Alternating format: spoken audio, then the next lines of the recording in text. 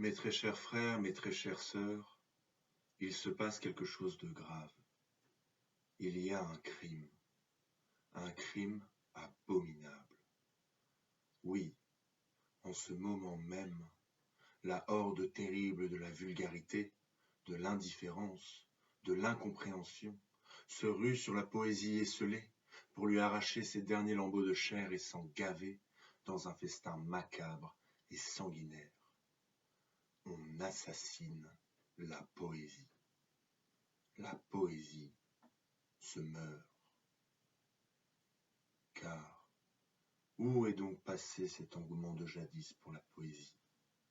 Qui s'y intéresse encore?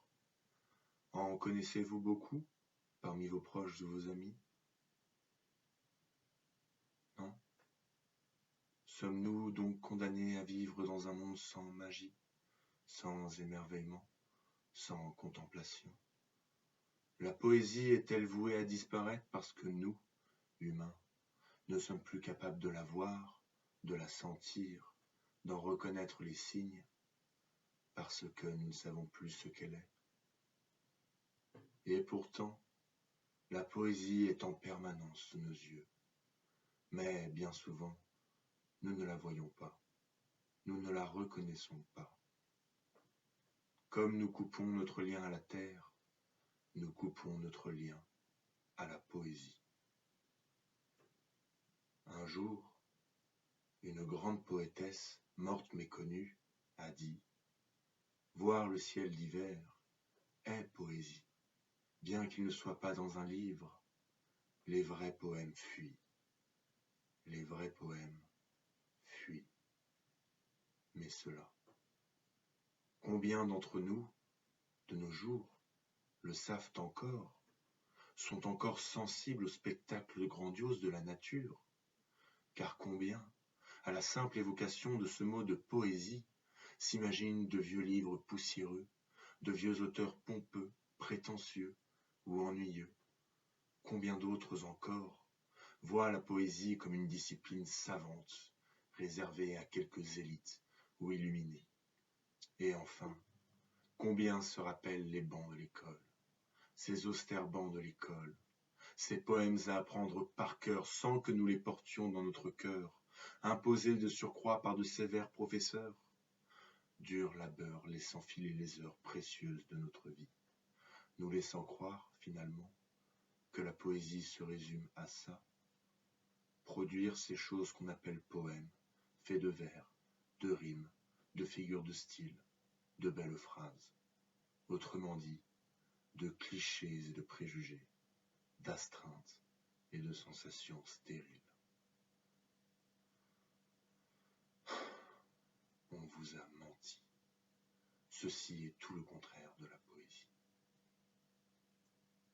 Notre éducation poétique est à refaire, notre conception de la poésie à revoir, et le poète ou la poétesse qui est en chacun de nous à retrouver, car la vie elle-même est un poème, un grand poème.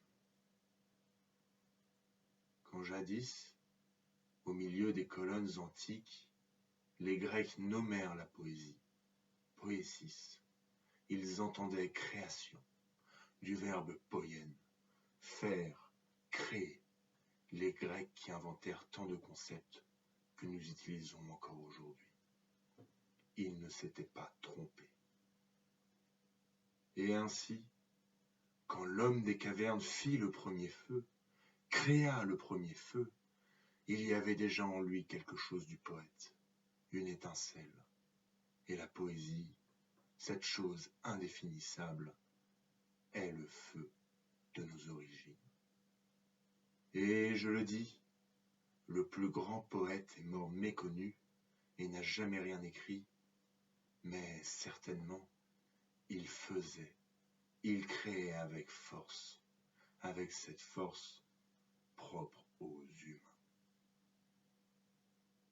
Ainsi, à l'ère où la beauté de la nature n'a jamais été autant massacrée, à l'ère où la liberté des peuples n'a jamais été autant menacée, à l'ère de la pandémie mondiale, du consumérisme de masse, à l'ère où le monde s'embrase, laisserons-nous le feu qui consume prendre la place du feu poétique? Je ne pense pas, car un monde sans poésie n'est que ruine de l'âme. Que la meute chasseresse et indomptable du poète envahisse vos sens, que son cri retentisse au fond de votre cœur. Le poète était dans l'homme des cavernes, il sera dans l'homme des âges atomiques, parce qu'il est part irréductible de l'homme, et la poésie de la terre ne meurt jamais.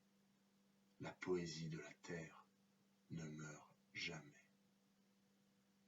Tel le poète, faites, créez avec force, avec cette force des premiers hommes qui renversent le monde et changent le cours de l'histoire. Soyez poète, vivez en poète, et faites renaître la poésie de ses cendres.